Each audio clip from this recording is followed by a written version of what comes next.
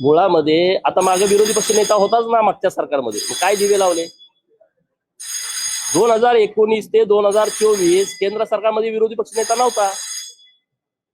विरोधी पक्ष नेता, अरे तुम्हाला काय बोटवर गेलं तर बोलायला देतात ना अध्यक्ष आणि सभापती महोदय. तुम्हाला जर भूमिका मांडायची असली, ज्यांना भूमिका मांडायची आहे त्यांना काय तुम्हाला पदाची आवश्यकता आहे?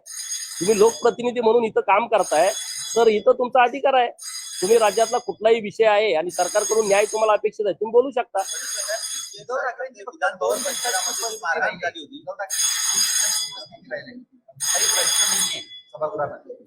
त्यांच्यावर नाही बोलायला.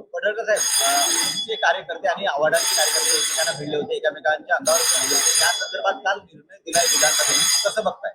माननीय विशेष हक्कभंग समितीचे प्रमुख यांनी काल सभागृहामध्ये याची घोषणा केलेली आहे आणि ज्या सूचना, जो आदेश विधिमंडळाने दिलेला आहे तो आम्हाला मान्य आहे. त्याबद्दल आम्हाला काही बोलायचं नाही.